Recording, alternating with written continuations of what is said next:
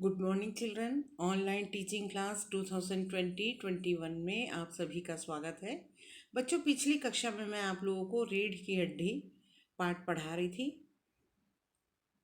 मैंने पिछली कक्षा में बताया था कि उमा का प्रवेश होता है। उमा हाथ में पान की तश्तरी लिए आ रही है और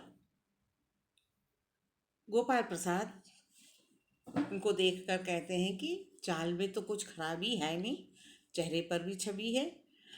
हाँ, कुछ गाना बजाना सीखा है कि नहीं। तो इतने में उमा के पिता राम स्वरूप कहते हैं कि जी हाँ, इसे सितार भी बजाना आता है, बाजा भी बजाना आता है। और उमा से कहते हैं, सुनाओ तो उमा एक आध गीत सितार के साथ। अब उमा सितार उठाती है। थोड़ी देर बाद मीरा का मशहूर गीत मेरे तो गिरधर गोपाल दूसरों न कोई गाना शुरू कर देती है उनके सामने। और उसके स्वर से ये जाहिर है कि गाने का अच्छा ज्ञान है।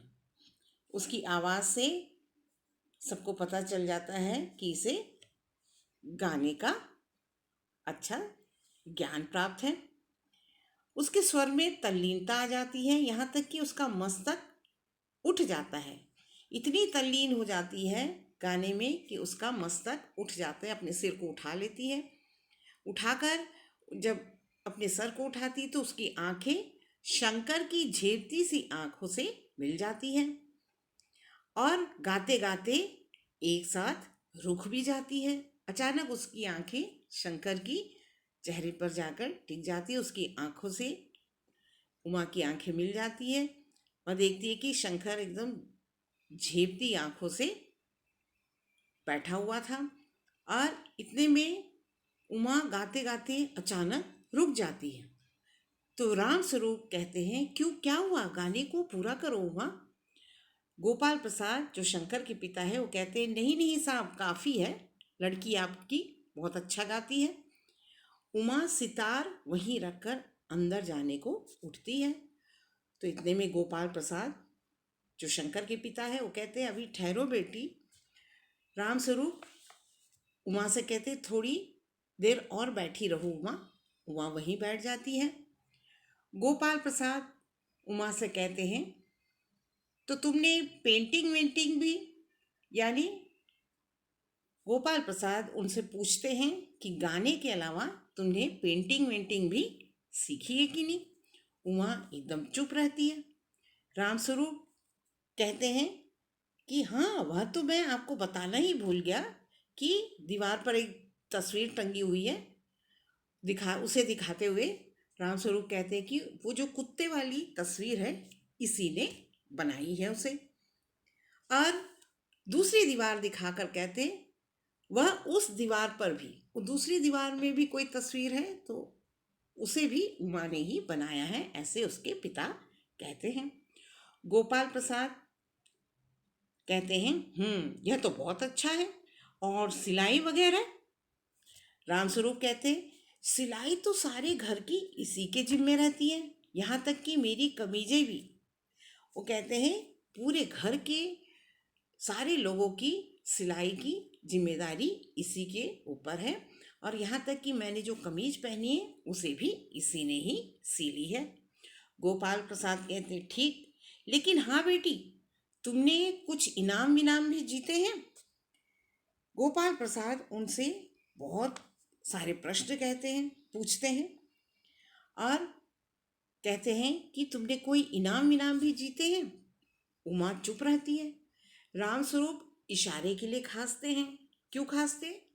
वो इशारे के द्वारा उमा को जवाब देने को कह रहे हैं खांसते हुए, लेकिन उमा चुप है, उसी तरह गर्दन झुकाए हुए हैं। गोपाल प्रसाद अधीर हो उठते हैं और रामस्वरूप भी सकपका जाते हैं। रामस्वरूप उमा से कहते हैं, जवाब दो उमा। फिर गोपाल प्रसाद से वो कहते हैं कि जरा शर्माती है, इनाम तो इसने, उनका कहने का ये मतलब है कि इसने इनाम तो बहुत सारे जीते हैं। गोपाल प्रसाद जरा रूखी आवाज में रामस्वरूप से कहते हैं, जरा इसे भी तो मुंह खोलना चाहिए, आप ही बोले जा रहे हो, आपकी बेटी को भी तो कुछ कहना चाहिए।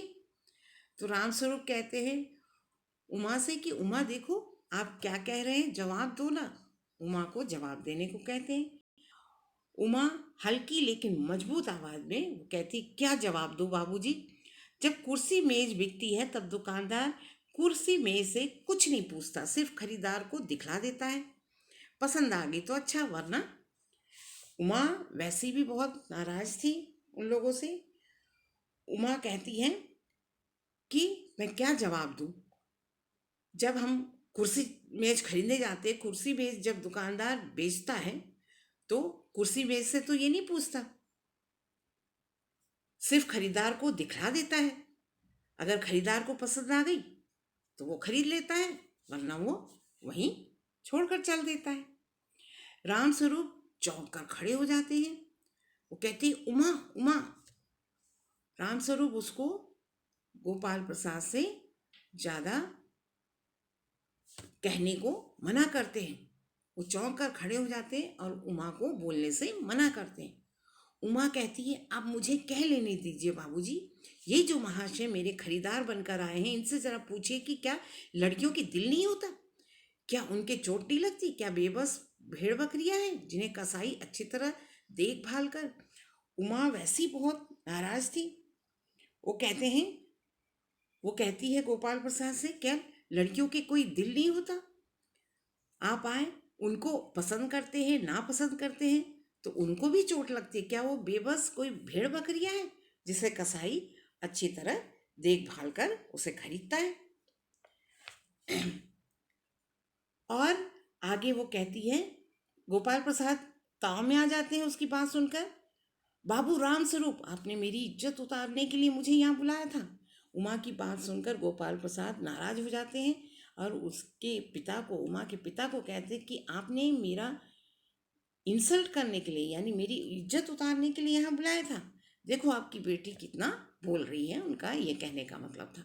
उमा तेज आवाज में कहती, जी हाँ, और हमारी बेइज्जती नहीं होती जो आप इतनी देर से नाप तोल कर रहे हैं।